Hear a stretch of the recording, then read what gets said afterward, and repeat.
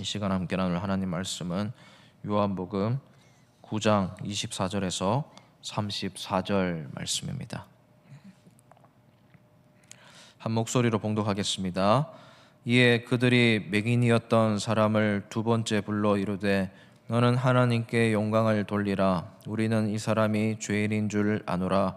대답하되 그가 죄인인지 내가 알지 못하나 한 가지 아는 것은 내가 맹인으로 있다가 지금 보는 그것이니이다. 그들이 이르되 그 사람이 내게 무엇을 하였느냐? 어떻게 내 눈을 뜨게 하였느냐? 대답하되 내가 이미 일렀어도 듣지 아니하고 어찌하여 다시 듣고자 하나이까? 당신들도 그의 제자가 되려 하나이까? 그들이 욕하여 이르되 너는 그의 제자이나 우리는 모세의 제자라. 하나님이 모세에게는 말씀하신 줄을 우리가 알거니와 이 사람은 어디서 왔는지 알지 못하노라. 그 사람이 대답하여 이르되 이상하다. 이 사람이 내 눈을 뜨게 하였으되 당신들은 그가 어디서 왔는지 알지 못하는도다. 하나님이 죄인의 말을 듣지 아니하시고 경건하여 그의 뜻대로 행하는 자의 말은 들으시는 줄을 우리가 아나이다. 창세 이후로 맹인으로 난 자의 눈을 뜨게 하였다 함을 듣지 못하였으니 이 사람이 하나님께로부터 오지 아니하였으면 아무 일도 할 수 없으리이다. 그들이 대답하여 이르되 내가 온전히 제 가운데에서 나서 우리를 가르치느냐 하고 이에 쫓아내어 보내니라. 아멘. 네, 예수님께서 길을 가시다가 날 때부터 맹인이었던 사람을 보시고 그의 눈에 진흙을 이겨서 실로암에 가서 눈을 씻으라고 하신 뒤에 이 맹인이었던 사람이 보게 된 사건을 가지고 이제 바리새인들이 계속 진상을 조사하고 있습니다. 이 성경에서는 이때 당시 번역될 당시만 하더라도 이런 맹인 혹은 이 장애인들을 지칭하는 단어들이 전혀 비하할 의도가 없었던 시대였기 때문에 이런 단어를 쓰고 있지만 지금은 시각 장애인 혹은 장애인으로 이런 모든 병이 있는 분들을 묘사하고 있기 때문에 이때 이런 것들을 유념하시면서 이런 단어를 보시면 되겠습니다. 어떤 앞을 못 보던 사람이 앞을 보게 되었습니다. 그리고 하필 이날이 안식일이었다라는 점 때문에 분쟁이 일어났습니다. 그리고 그 분쟁 가운데에서 이 눈을 다시 보게 된 이 사람이 정말 명확하게 예수님에 대해서 계속 증거하는 장면입니다. 오늘은 두 번째 신문을 받는 장면인데 일단 이 시각 장애인을 대하는 사람들의 변화하는 태도를 볼 필요가 있습니다. 먼저는 이 원래 못 보게 되었던 상태를 봤던 제자들이 이분을 보면서 이 사람의 이 상태가 부모의 죄 때문인지 혹은 이 사람의 죄 때문인지 예수님께 묻는 장면이 9장 3절에 나옵니다. 그 당시에 사람들의 인식이 그러했다는 것을 알 수가 있습니다. 어떤 사람이 고난받는 것을 보고 다 죄의 문제로 연결시켰습니다. 그래서 부모님이 과거에 범했던 죄가 흘러와서 가계의 저주 때문에 이 사람이 고통을 받고 있는 거 아닌지 혹은 나중에 미래에 짓게 될 죄 때문에 미리 벌을 받고 있는 건 아닌지 그렇게 생각했다는 겁니다. 근데 주님께서 하나님이 하시는 일을 나타내고자 이런 일이 일어났다라고 이 장면을 해석하십니다. 여러분 그렇습니다. 예수님의 시각은 이런 것입니다. 하나님의 일을 나타내고자 이런 일들이 일어났다라는 것입니다. 여러분 주님의 시각으로 우리가 세상을 바라볼 필요가 있습니다. 우리 가운데 정말 어떻게 할 수 없는 고난이 일어났다면 주님의 시선으로 이 일을 바라봐야 됩니다. 고난을 해석하는 그 해석법이 달라야 된다는 겁니다. 저는 이런 예수님의 세상을 보는 해석이 우리 성도님들에게도 있기를 주님의 이름으로 진심으로 축복을 드립니다. 우리가 아프고 힘들고 괴롭고 고난받는 문제들 하나님의 일을 나타내고자 한다는 사실을 꼭 기억하시길 바랍니다. 그래서 예수님이 이 일을 깨우치십니다. 여기서 하나님이 하시는 일이란 하나님의 영광을 보여주는 일입니다. 눈먼 자가 다시 보게 되는 것, 이사야 선지자의 예언이 성취되는 것을 보여주는 것입니다. 그래서 이 눈이 보지 못하게 된 사람을 찾아가서 진흙을 이겨서 실로암에 가서 눈을 씻으라고 하고 병이 낫게 되는 장면을 예수님께서 보여주셨습니다.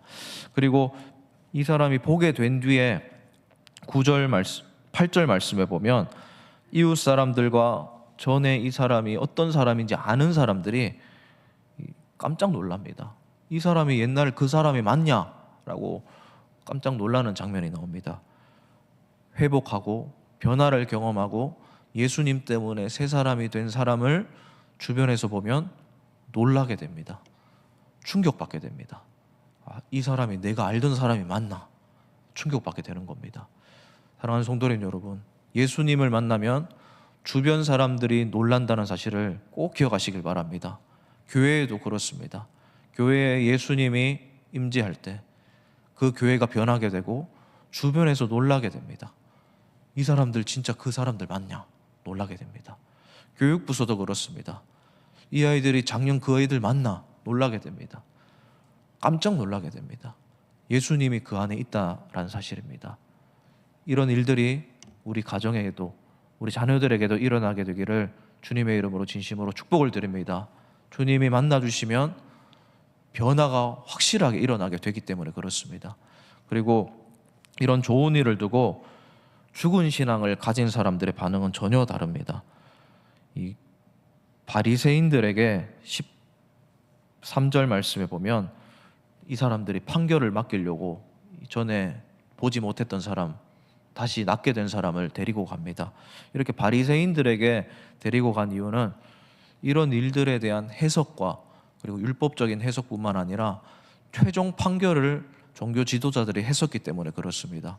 그래서 이 사람들의 이 상황을 진상을 조사하기 위해서 바리새인들을 데리고 가는데 바리새인들이 진짜 눈이 뜨여지게 된 이 중요한 일은 뒷전에 두고 이 일을 낫게 한 예수라는 사람이 안식일을 범한 사람인지 안 범한 사람인지 죄인인지 안 죄인인지 이런 중요하지 않은 본질적이지 않은 문제를 두고 분쟁을 하는 장면이 나옵니다. 그래서 16절 말씀에 보면 안식일을 지키지 아니한 이 사람 죄인이다라고 말을 합니다. 그런데 또 어떤 사람들은 죄인이 어떻게 이런 일을 하느냐 이런 것 때문에 분쟁한다는 겁니다. 여러분, 죽은 신앙을 가진 사람들은 중요하지 않은 것 때문에 분쟁한다는 사실을 꼭 기억하셨으면 좋겠습니다. 진짜 중요한 것이 무엇입니까? 낫게 되었다는 겁니다. 전혀 앞을 못 보던 사람이 앞을 보게 되었다는 겁니다. 너무나 축하할 일이고 축복할 일이고 이런 역사가 은혜가 계속 흐르도록 도와줘야 되는 사람들이 종교 지도자들이었습니다.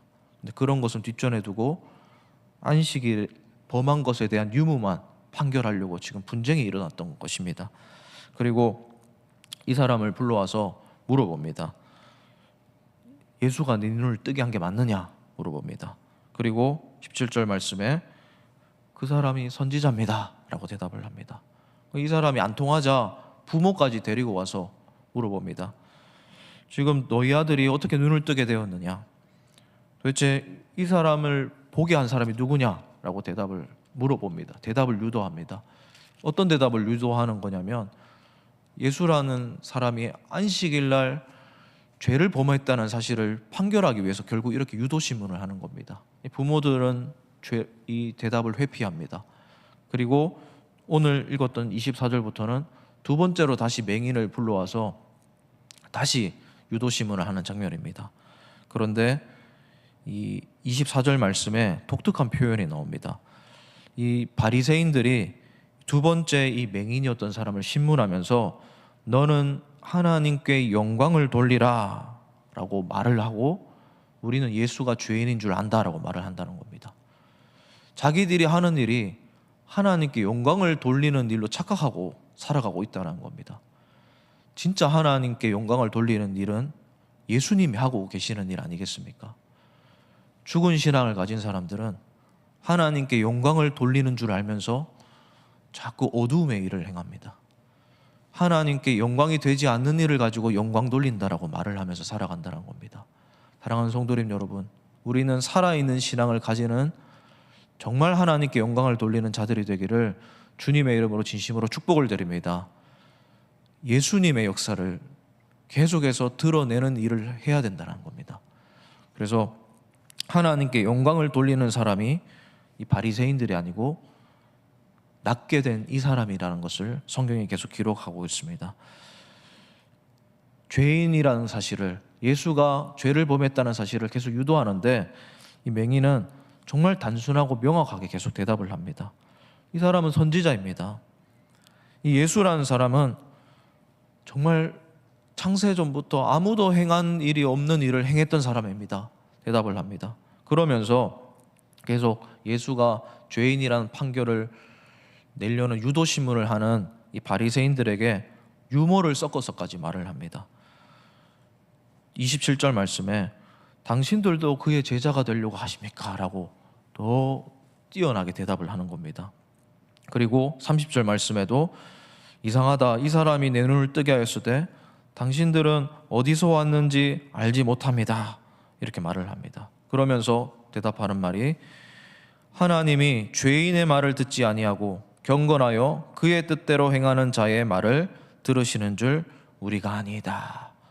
그리고 하나님께로부터 오지 아니하였으면 아무도 이런 일을 할 수 없습니다. 라고 신앙적으로 대답을 하고 있는 것입니다.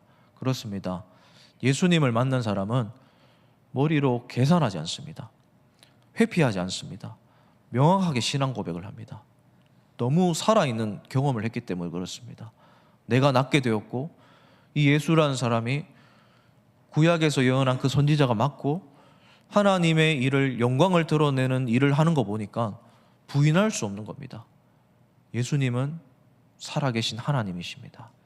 예수님이 하시는 일이 정말 누구도 할 수 없는 일입니다.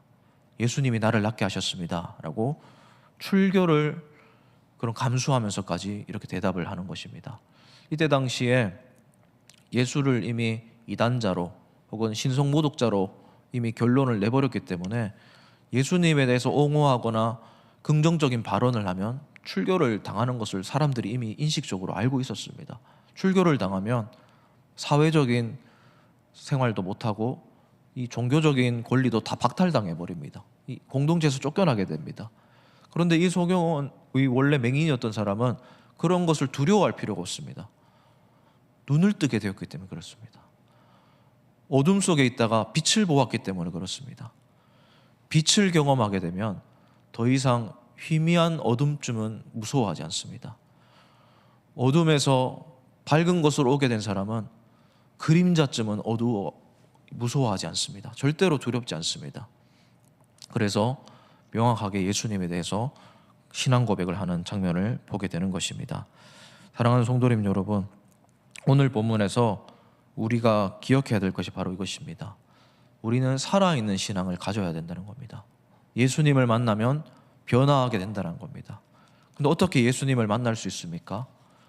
우리가 예수님을 찾는다고 우리가 예수님을 찾을 수 있을까요? 우리가 예수님을 알아가고 싶다고 해서 우리가 예수님을 알게 될까요? 그렇지 않습니다. 순서를 우리가 명확하게 생각해야 됩니다. 우리가 예수님을 찾아가고 우리가 예수님을 만나게 되는 것이 아니라 예수님이 만나러 와주신다는 사실을 기억해야 됩니다. 그래서 9장 1절에 보면 예수님께서 길을 가실 때 맹인된 사람을 보신지라 라고 순서가 기록되어 있습니다. 예수님이 우리에게 다가오십니다. 문 밖에 서서 두드리십니다. 예수님을 영접해야 된다는 것입니다. 예수님이 우리에게 지금 다가오십니다. 우리 가정에 다가오시고 우리 교회에 다가오시고 그리고 우리 나라를 바라보고 계십니다. 예수님이 우리 안에 오시도록 우리가 오시는 예수님을 문을 열어드리고 영접하기만 하면 되는 것입니다. 사랑하는 성도님 여러분, 예수님이 오실 때 예수님을 만나게 되는 은혜를 경험하는 우리 성도님들 되시기를 진심으로 축복을 드립니다. 이 예수님과 오늘 하루 동행하시고 평생을 동행하시고 예수님 때문에 변화된 삶 경험하게 되시는 우리 모두가 되기를 마지막으로 주님의 이름으로 축복을 드립니다. 오늘 말씀 우리가 생각하면서 함께 기도했으면 좋겠습니다. 우리가 예수님을 만나게 하여 주시옵소서. 예수님이 찾아와 주시옵소서. 그렇게 기도하셨으면 좋겠습니다. 그리고 하나님의 영광을 경험하게 하여 주시옵소서. 하나님의 영광을 경험하면서 새 사람으로 살아가게 하여 주시옵소서. 또 우리 가정에 예수님을 만나야 되는 사람이 있다면 예수님이 찾아와 주시옵소서. 예수님 만나고 내 배우자가, 내 자녀가, 우리 부모들이 변하게 하여 주시옵소서. 그렇게 기도하시고 또 개인적인 기도하시고 돌아가셨으면 좋겠습니다. 그리고 오늘은 영성 캠프를 하고 있는 우리 초등부 아이들을 위해서도 기도해 주시길 바랍니다. 예수님이 찾아와 주셔서 우리 아이들 만나 주시고 변화되게 하여 주시옵소서. 그렇게 함께 기도해 주셨으면 감사하겠습니다. 이 시간 이 기도 제목들과 우리 개인의 기도 제목들을 놓고 기도하고 돌아가시도록 하겠습니다.